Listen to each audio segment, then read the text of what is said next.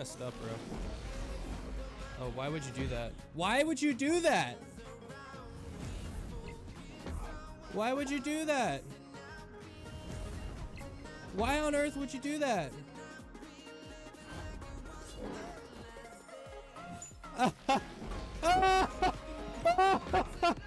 No!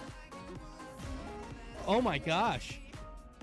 What is this? Hi everyone, official J Dizzle here, but you can call me JD. I've got a phenomenal deck to share with you today, featuring the best of the best from move decks and control decks that combines impressive power through the offensive move cards and manipulation with control aspects. This deck got off to a wonderful start with 100% win rate after something like 19 games and settled down at around 86% win rate pretty much after I stopped playing it. After one day of the June season, right? Played this literally just the first day of the season and got these impressive stats. Let's jump straight into it. All right, everyone, the very first card we're going to talk about is Human Torch. Now, this card has pretty much limitless power scaling. I mean, it doubles every time you move it, so it's insane if you pair it with the right cards and the right locations, especially now with the featured locations such as Aunt May, where the first card you play, you move it and it gets +3. Huge pairings, great synergy, good card to play here. Unfortunately, it's easily countered by Killmonger, so definitely something to watch out for. In this deck, it's one of our 4 offensive power cards that are available to play. All right, everyone, the second card I'm going to talk about is Iron Fist. Now, Iron Fist doesn't have the best stat line. It's a 1-cost 2-power card. However, it's a move card for only 1 energy, right? It's not the best 1-drop, but there's no good suitable replacement. You can play this in early turns on turn 1 if you have Human Torch in hand, or you can play them in later turns with other move cards like Doctor Strange or Ghost Spider. All right, everyone, Dagger is our second of 4 offensive power cards. This is the best offensive power card in this deck, in my opinion. It just scales so well, especially when you're playing against certain decks that are pushing out lots of cards in early turns. This should typically be played in later turns when the opponent has flooded the locations with a couple cards.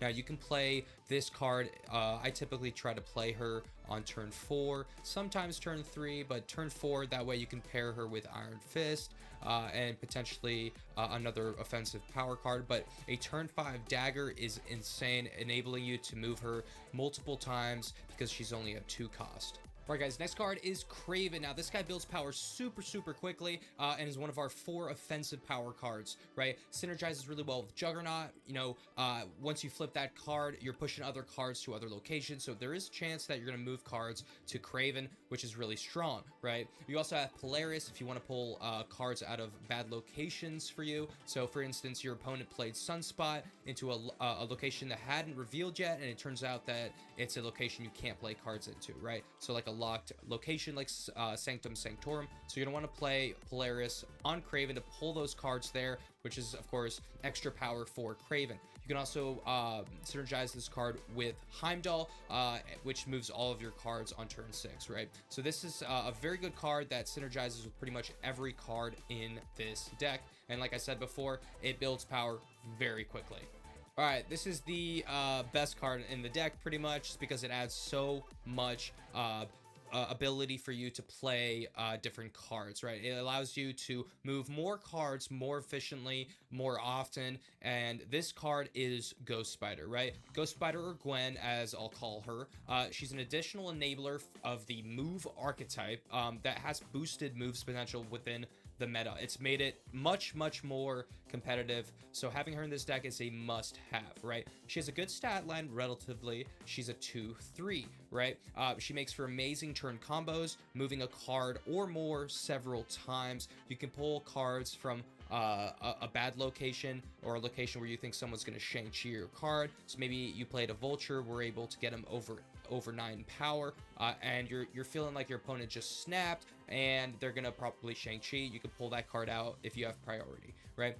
This is a good defensive card against Shang-Chi's. Now, simply put, a great card for this month, and one that's gonna fit into not just move archetype decks. You're gonna be seeing this in probably Shuri decks, just simply because Once you're dropping that big card on turn 5 following Shuri, people are typically going to play the Shang-Chi there, so you're going to be able to move those cards with ease.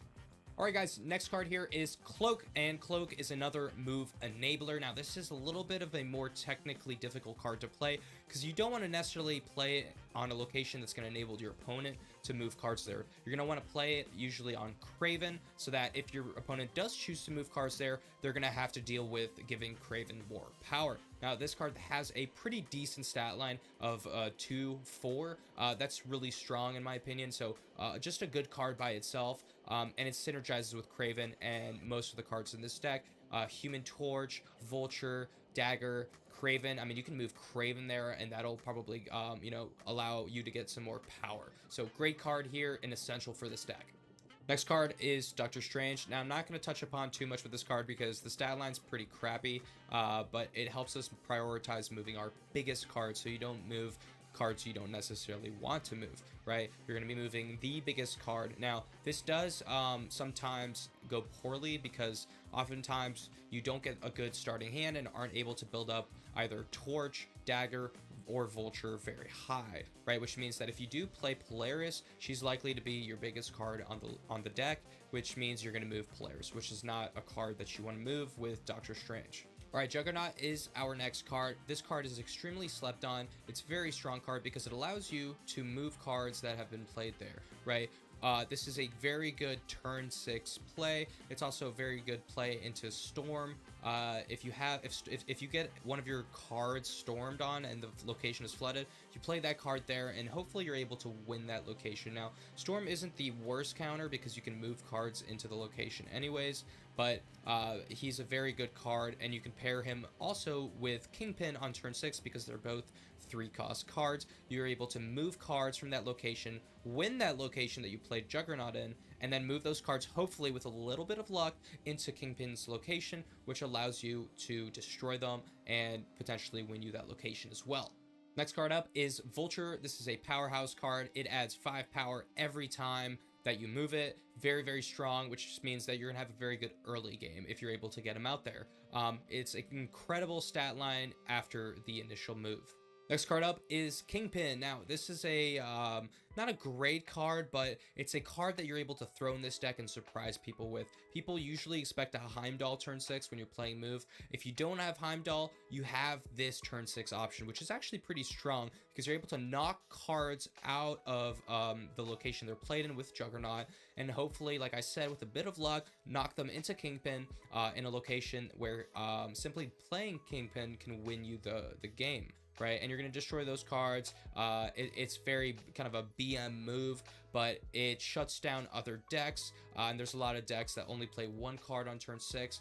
Now, the Kingpin Juggernaut combo is only going to work against certain decks, right? But you can pretty easily play around his ability on turn 6 because hopefully you're going to be able to build up a lot of power through turns 1 and through 5, so you'll have enough power to be able to defend properly with Kingpin on turn 6. Polaris is our second to last card here, and it disrupts your opponent's plans just a little bit, right? Because it pulls a 1-cost or 2-cost card over to her, which means you can synergize her with Kraven, right? Play her on Kraven and you're going to boost Kraven's power by 2, right? And it also counters flooded locations via Storm, so you're able to play a card on Storm and later move a card out using Polaris. Hopefully they played a 1 or 2 cost in there. Usually they play Storm on their Nebula, they play Storm on their Sunspots, cards that are going to rack up power throughout the game, adding power into a flooded and lockdown location. This is another control option for you to play in this deck. Last but not exactly least, you have Heimdall. Now, Heimdall is your alternative turn 6 play. Optimally, you've played several cards and have powered up these cards in 2 locations, right? Because you want to move those cards into the leftmost location. So by turn 5, you should have you know, some good move offensive cards on the rightmost lane and some good move offensive cards in the middle lane, right? And you're going to want to play Heimdall somewhere in those lanes where you're able to move those cards to the left, rack up some more power, and really frustrate your opponent, right? The downside is that people typically do expect Heimdall on turn 6, so if they've snapped and it seems like they might have an option to counter Heimdall, you're going to want to potentially play the Kingpin Juggernaut turn 6 combo or find another way to add power to your board.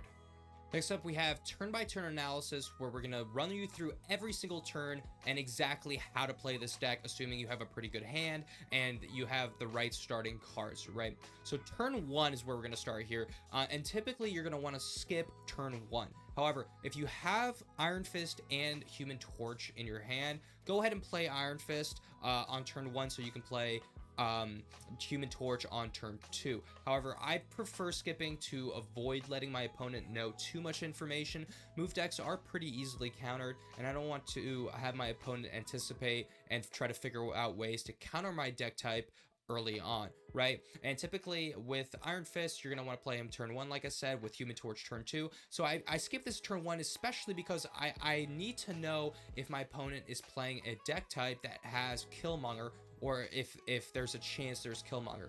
If I skip turn 1 and on turn 2 I see that they've played a card that gives me enough information that I can suspect that they do have a Killmonger in their deck, I'm talking bounce decks, Sarah Control, destroy decks, people will typically play cards on turn 1 with those decks. So I skip turn 1 and that lets me know what I'm playing against, right? So if I do suspect that there's a Killmonger, I will not play Human Torch and opt for another card instead, likely a Dagger or another card if possible, right? So that's basically what you want to do with turn 1. You're not losing a lot of energy by skipping, so it's a pretty good reason to just simply skip. All right, turn 2 here, it starts to get interesting, right? Because you're going to have to see if you have the right cards in your hand. Sometimes I'm going to skip this turn as well, simply because I don't have any cards to play, if I don't have Human Torch. However, if I do have Kraven here, I'll play Kraven, right? But the location where you play Kraven is very important.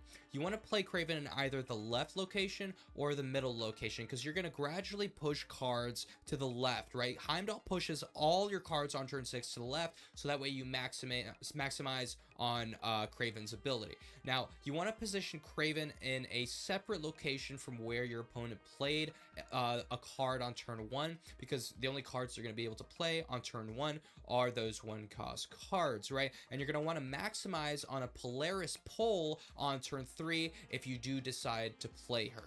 So turn 3 here is where you're able to play a few different cards. I often will play Vulture on turn 3. He's a very good card, and he adds power to himself very, very easily. You could also play Doctor Strange here, as it would allow you to pull your Human Torch, move your Human Torch, assuming you were able to play Human Torch the last turn.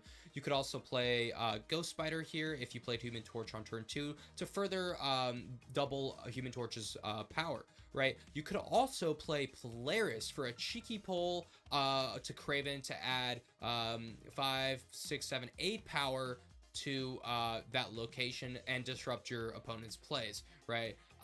So you could also play a bunch of other cards. I'm not going to touch too much because this is typically the way you want to play on this turn. Either Doctor Strange, Vulture, or Ghost Spider to move a previous power card like Human Torch. So turn 4 is when you can start really racking up some power, right? If you played Vulture on turn 3, you could play Doctor Strange here if you don't have Human Torch, as he will move Vulture and add 5 power, right? You can also play Ghost Spider as well to move Vulture again, which adds 10 power to Vulture, right? So this is a turn you're able to really boost your power across locations, right? However, you could also play Dagger here on top of Ghost Spider to move her. You can move her with Cloak, you can move her with Iron Fist, or like I said, Ghost Spider, to a location where your opponent has most of their cards to help maximize on her power. Turn 5 here, guys. So this is a move that you can make here with Vulture, Dagger, or Torch even more, right? You can even play Dagger on turn 5 because your opponent will likely have a bunch of cards, and you're going to be able to move her at least twice, right? You play Dagger with Iron Fist, right, to move her. So you would play Iron Fist first, then Dagger, and then you play Ghost Spider to move Dagger again. So you're going to be able to rack up serious power, and you're going to want to play Dagger on a location separate than another offensive power card so that she ends up in a different location, because you do want to spread your power across 2 locations, because after all, you have to win 2 locations to win this game. All right, we've finally gotten to turn 6. Now, this is when you're going to be able to play your turn 6 combos using Heimdall, right? So you're going to play Heimdall. Heimdall does not move when you play him, right? Always remember that. Don't forget, because you're going to get 8 power to the location that you play Heimdall. All your other cards are going to move. So you're going to want to play him in a way where you're going to be able to add 8 power and on a location where cards to the right are going to move in. Hopefully you have 3 cards to the right of where you play Heimdall so that you can maximize on that location and have 4 cards there, right? You could also opt for the Juggernaut Kingpin combo here. This is a really sneaky turn 6 play. People never expect this. They always expect you to play Heimdall, right? So they'll play around that. So try to think what their counters are when you're playing this deck.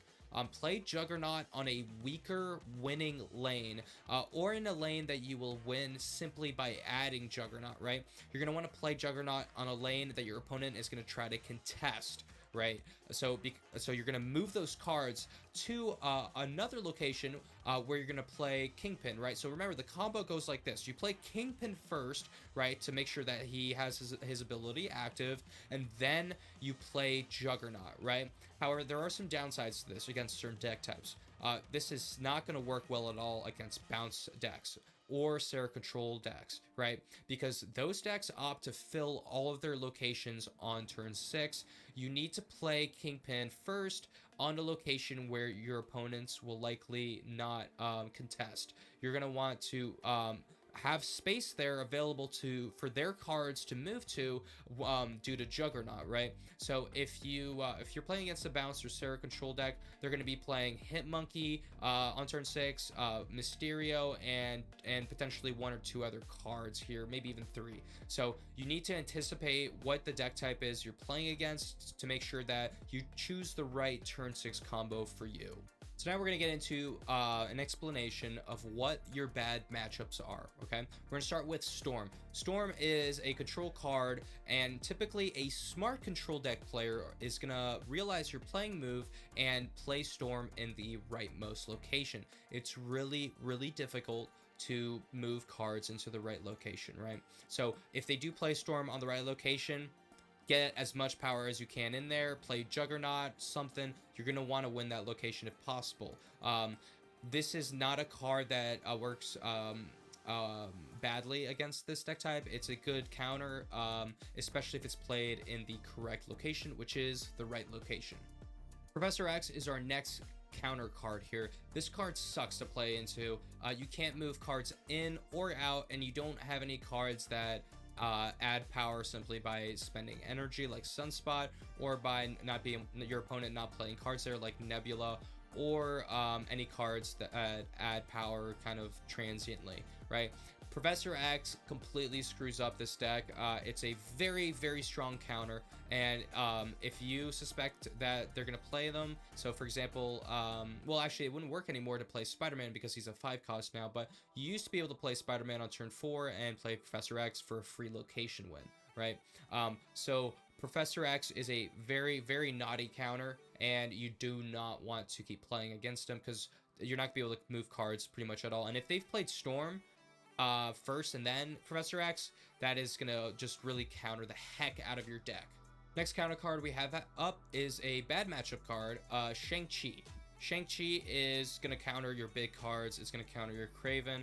It's going to counter your Vulture. So you're going to be able to hopefully tell when they play Shang-Chi. It's going to be on turn 4, 5, or 6. You're going to have to really put in some mental work here to figure out what they're going to play and if they have Shang-Chi, right? typically people are going to snap you because they know they have Shang-Chi, and they're going to play them on that location. They're going to flip that location, and all your power is just going to be reduced to nothing, right? So you're going to want to move your big cards a lot, and you're going to want to move them hopefully on the turn they play Shang-Chi where you have priority, right? So you're going to have to really play some mental gymnastics here. Another bad matchup card for you is going to be Killmonger, simply because if you do end up playing Human Torch and you don't realize that they're playing a deck that runs Killmonger, like Sarah Control or Destroy decks, things like that, this is a really, really popular tech card, right?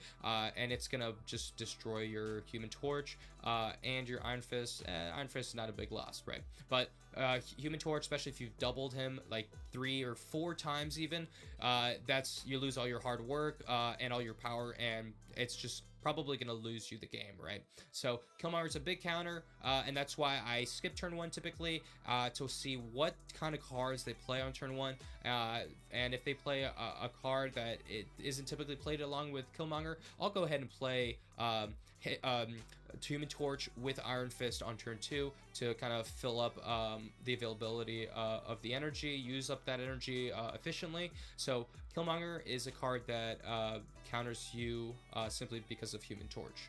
Lastly, I want to touch upon certain deck types that are going to be really bad matchups for you, right? Decks like bounce decks, Sarah Control decks, decks that run a lot of tech cards. You're not going to want to be playing against these decks. So bounce is bad for you because it fills up all the locations. You're not going to be able to play Juggernaut, Kingpin turn 6 for the cheeky combo. So you're going to have to rely on Heimdall, which is typically expected. So they're going to play around Heimdall. So all in all, bounce decks, Sarah Control, it's just very predictable the way you run this deck at certain times, which is why we have Kingpin Juggernaut on turn 6, but you're not going to be able to do that against those decks. Another deck here that's going to be a bad matchup is high evolutionary decks, right? Professor X is running that deck. Storm, it has a lot of control aspect to it. Additionally, they're going to lower the power of your cards with their negative cards, right? So Cyclops, The Thing, those cards, they're going to just beat you down. Typically, they're going to be playing Nebula on turn 1 or 2, followed by Storm to shut off Nebula's location so she can build power. They'll typically throw in a Cyclops or a Thing. So that's a very strong combo that you're simply not going to be able to beat, right? So you'd have to put in a lot of power there to beat that. So this is a deck that you don't want to play against. It's just not a good... it's not a good deck for you. All right, everyone, we're going to talk about strategies and tactics here, right? So the overall goal with this deck is to build power in 2 lanes with Torch, Dagger, Vulture, or Kraven. Those are your 4 offensive power cards that are going to build power throughout the game, right? So try to have 1 offensive power card in 1 lane, right? So you should have 2 lanes, each with 1 power card, 1 move card, such as Vulture, Torch, Kraven, or Dagger, right? So this helps prep you for a Heimdall turn 6 play, right? So those 2 locations that you have power in, you want to have at least 3 in the rightmost lane, or and 4 in the other winning or just the other location, right? Because you're gonna move those 4 cards and fill up a location to the left, right? And then you're gonna want to also play Heimdall either in the rightmost location or in the middle location with those 3 cards. So hopefully you have at least 1 location with 3 cards and a second location with 3 cards, right? So that when you play Heimdall into that location filled with 3 cards, they move out to another location, preferably having 1 card, and then the other location where there's 3 cards moves it onto Heimdall's location, and that enables you to fill that spot with 4 cards now, right? And adding tons of power to your move cards, right? So turn 6 here is when you would play either Heimdall, but you can also play Kingpin into Juggernaut, right? So you would want to play Kingpin to win the location where you play him, right? So simply by playing Kingpin there, it should add enough power that you win that location, right? So you're gonna want to play Juggernaut in another location that's contested, right? You play him after Kingpin, so Kingpin has time to, on reveal, which he isn't, but that way he's shown his abilities active, and you play Kingpin in a location that doesn't have a lot of cards that your opponent has kind of given up on, if they have. And then you would play Juggernaut into a location that will be contested.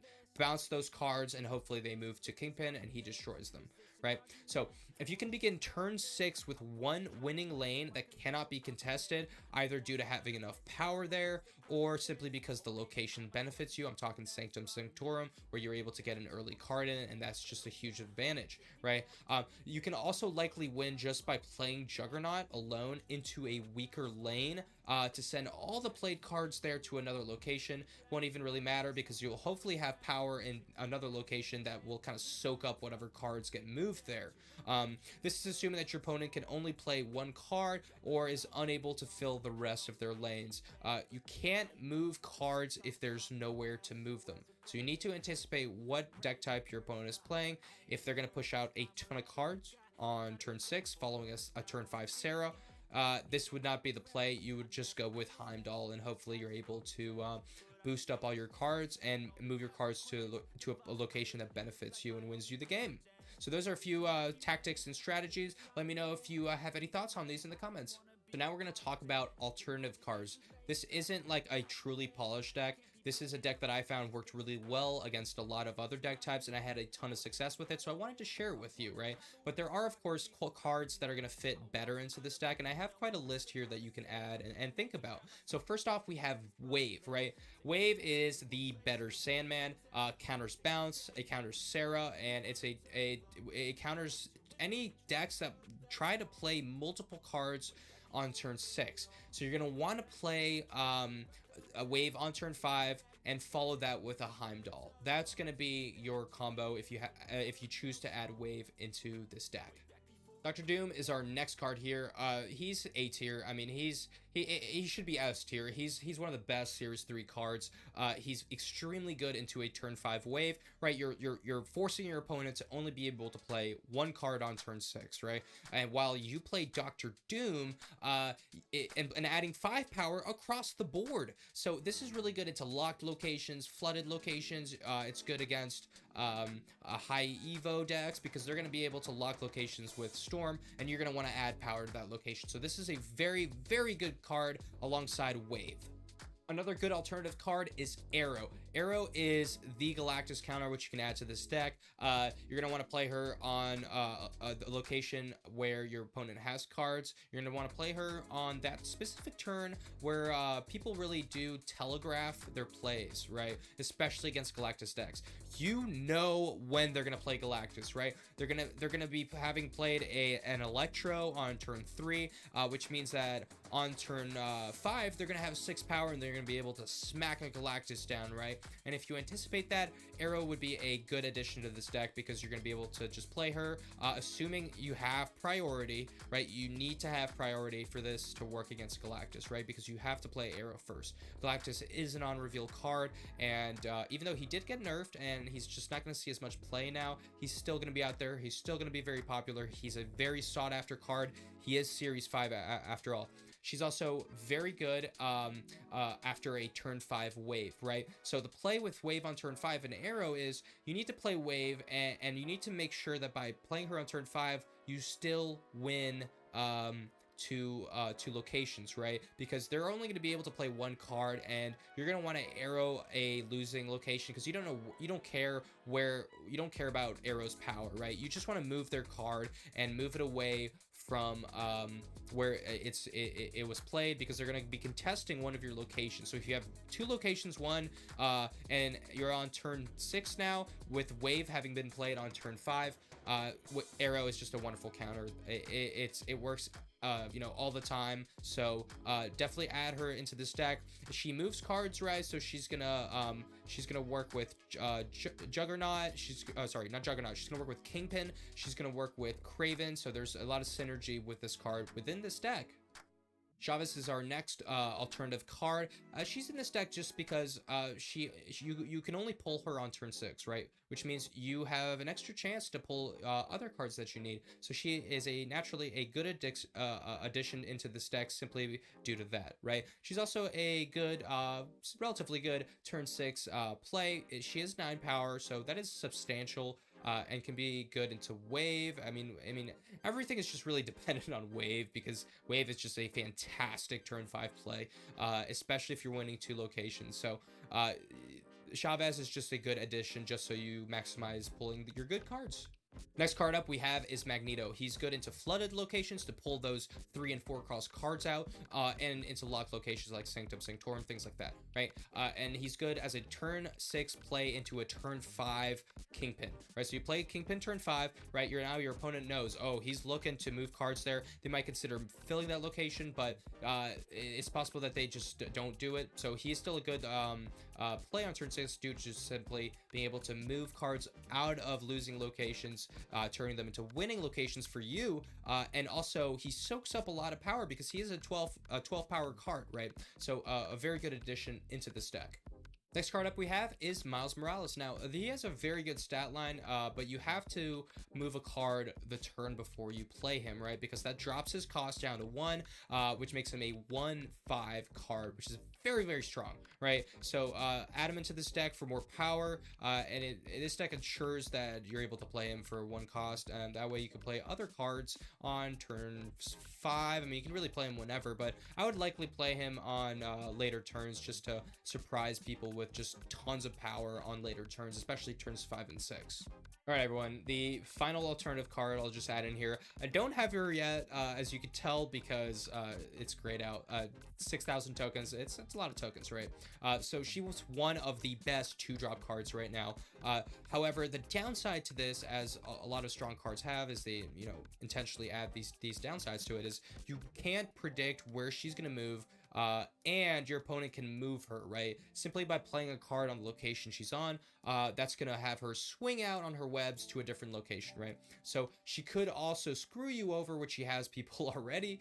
She's gonna jump to a location, and if there's 3 cards there, you're not gonna be able to move her again unless your opponent plays there, right? So she's a very good card. She synergizes really well early with Kraven, and will help move power towards Kraven every time she swings in, and is just a great card to play on later turns, even early, really. We're gonna talk about when you should snap with this deck.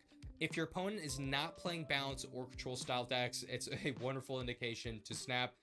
They're going to counter you guys with this deck, so if they're not playing this deck type, you got a good chance, so you should consider snapping, right? If you can pull off a turn 6 Kingpin and Juggernaut, that is a big turn 5 snap for me.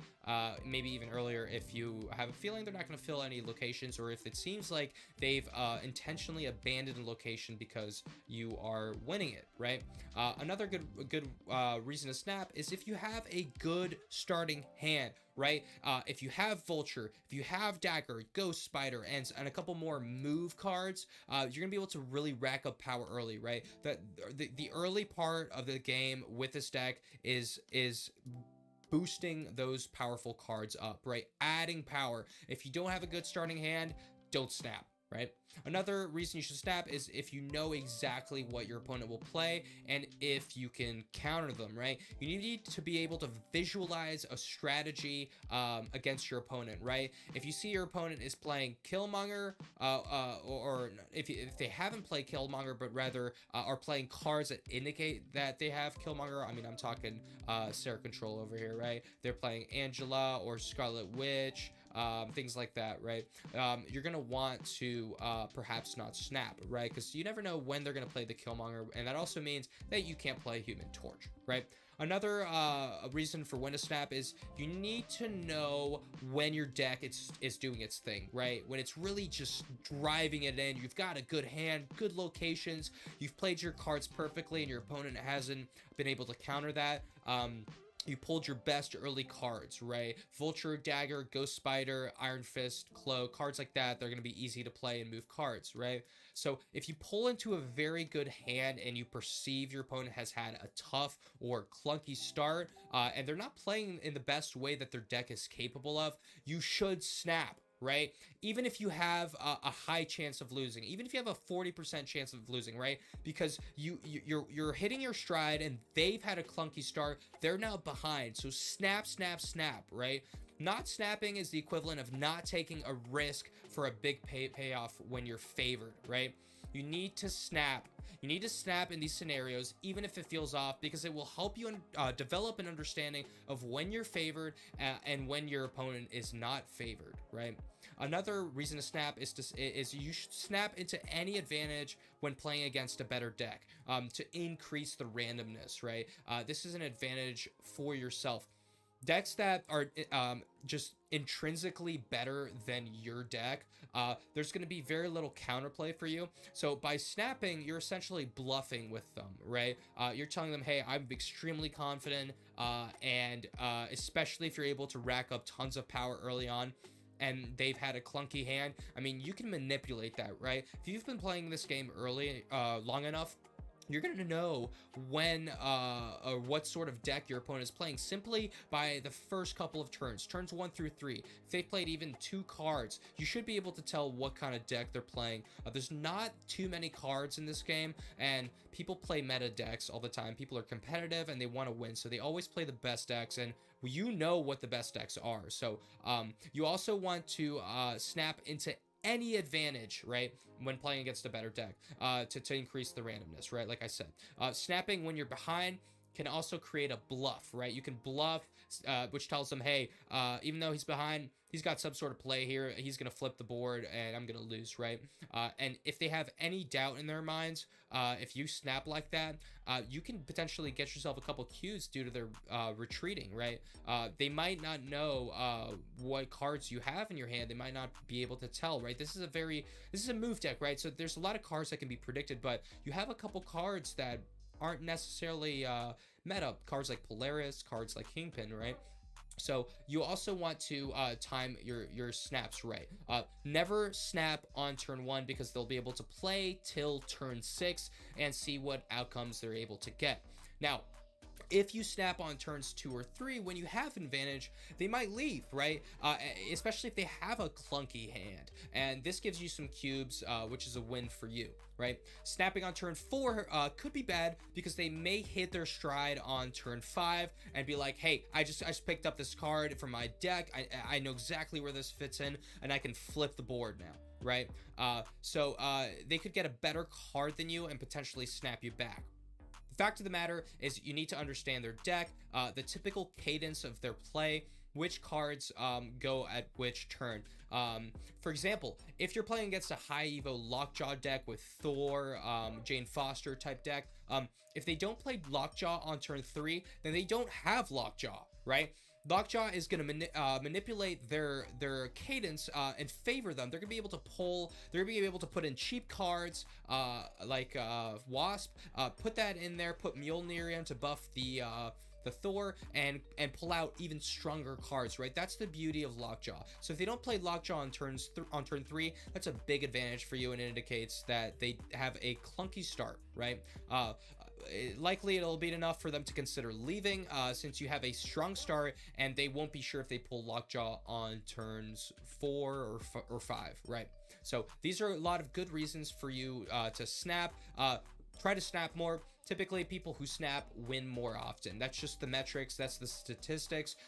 Professional players, competitive, highly competitive players, if you look at the leaderboard, they're snapping a ton. They're snapping 60 up to 80% of their games and winning, right? Snapping is a very, very strong mechanic, and is a way to bluff your way to the top. So use that mechanism, use that mechanic to your advantage. All right, everyone, move decks are still underrated, but now even more competitive due to cards like Silk, due to cards like Ghost Spider, right? And they're available for you to play. You got to spend some money and some tokens, but if you're competitive and you've been spending money, these are some worthy purchases, right? So this sums up my Ghost Spider deck guide for today. I hope you're able to learn a thing or two. Please consider subscribing, liking the video, engage me in the comments, and I'll engage you back. So comment down below if you enjoyed the video. Let me know if there were any improvements, if I forgot a few cards to add into this deck.